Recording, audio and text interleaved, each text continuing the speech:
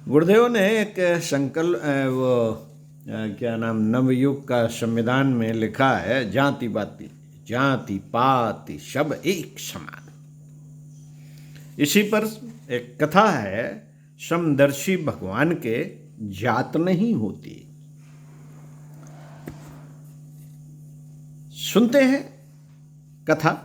आखेट की खोज में भटकता विश्व बंधु शवर नील पर्वत की एक गुफा में जा पहुंचा।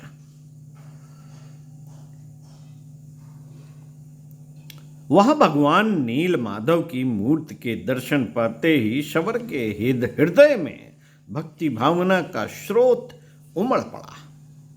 वह हिंसा छोड़कर भगवान नील की रात दिन पूजा करने लगा। उन्हीं दिनों मालवराज इंद्र प्रद्युम्न किसी अपरिचित तीर्थ में मंदिर बनवाना चाहते थे। उन्होंने स्थान की खोज के लिए अपने मंत्री विद्यापति को भेजा। विद्यापति ने वापस जाकर राजा को नील पर्वत पर शवर विश्वबंधु द्वारा पूजित भगवान नील माधव की मूर्ति की सूचना दी।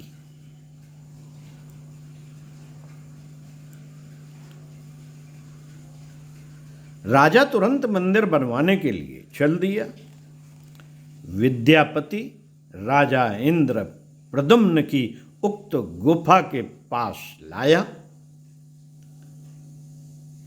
किंतु आश्चर्य, मूर्ति वहां नहीं थी।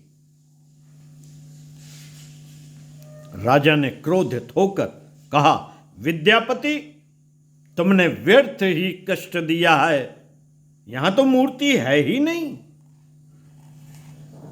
विद्यापति ने कहा, महाराज, मैंने अपनी आंखों से इसी गुफा में भगवान नील माधव की मूर्ति देखी है।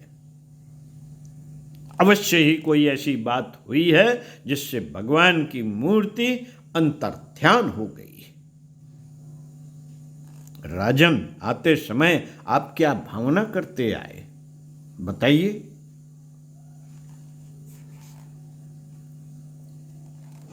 राजा इंद्र प्रद्युम्न ने बताया कि मैं केवल इतना ही सोचता आया हूं कि अपने स्पर्श से भगवान की मूर्ति को अपवित्र करने वाले शवर को सबसे पहले भगा दूंगा और कोई अच्छा पुजारी नियुक्त कर दूंगा और तब मंदिर बनवाने का आयोजन करूंगा।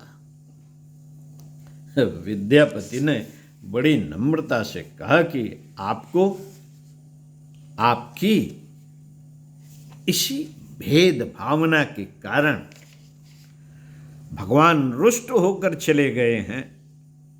समदर्शी भगवान का जात पात नहीं, हृदय की सच्ची निष्ठा ही देखते हैं।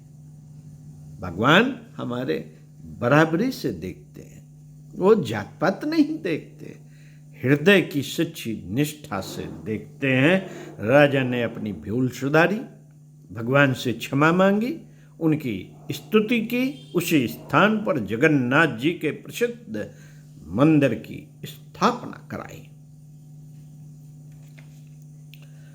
साथियों, बड़ी सूक्ष्म बात इसमें कही गई है। इस कथा में जो प्रसंग आया है उसमें यही आया है कि जब हम किसी के प्रति जैसी भावना करते हैं वो वहां तक जाती जरूर है, भगवान तक पहुंच गई। तो क्या मान लीजिए हम अपने भाई के बारे में कोई गलत भावना कर रहे हैं कि बदमाश है, दुष्ट है, पापी है, ईर्ष्यालु है, झगड़ालू है, अहंकारी है,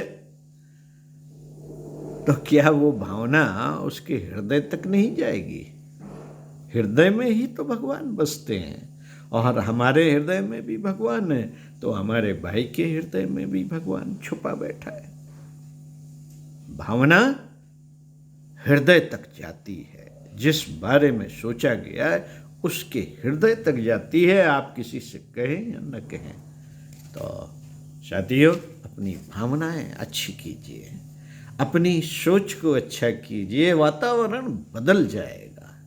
हमारी सोच उसके मन को अच्छा बना देगी और उसके क्रियाकलाप हमारे प्रति अच्छे होने लगेंगे। ये बहुत ही सारगर्भित कथा, चिंतन मनन करने योग्य। पढ़ते रहिए कुछ अच्छा और सुनते रहिए कुछ अच्छा। ओम शांति।